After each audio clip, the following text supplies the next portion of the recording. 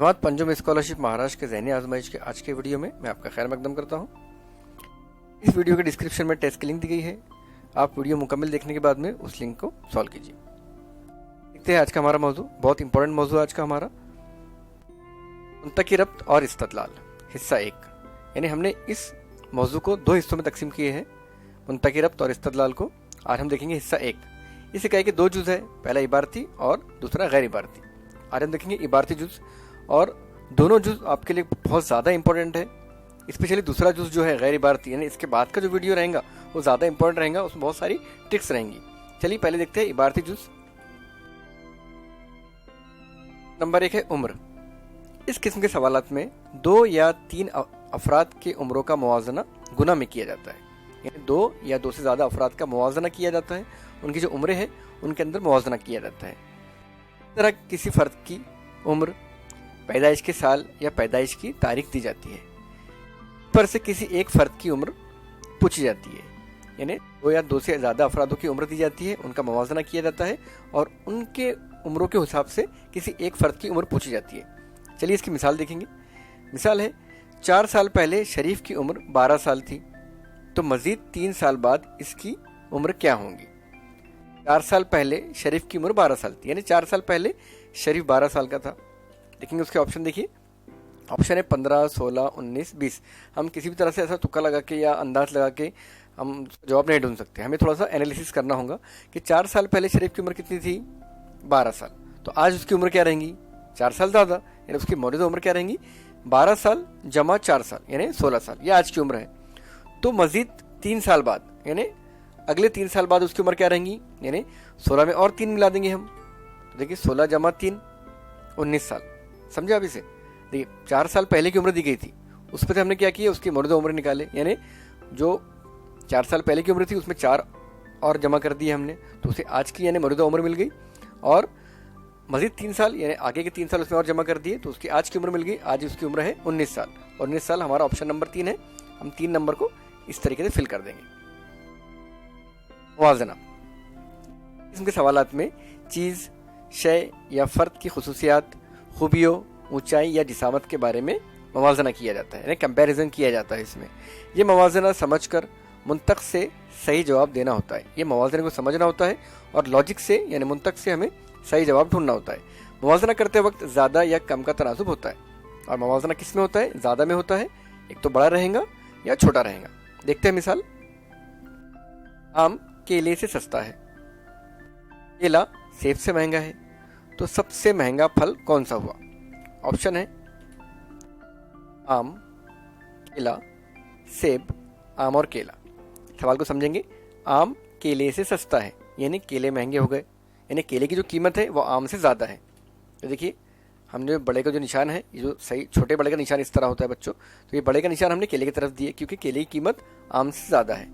उसके बाद है केला सेब से महंगा है, यहाँ भी क्या हो गया, यहाँ भी केले की कीमत सेब से ज़्यादा है, यानी दोनों बातों में केले की कीमत आम और सेब दोनों से ज़्यादा है। तो सबसे महंगा कौन हो गया, सीधी बात है सबसे महंगा केला हो गया। तो हम ऑप्शन नंबर 2 को फिल कर लेंगे तरीके से। देखेंगे नाम में तब्दीली।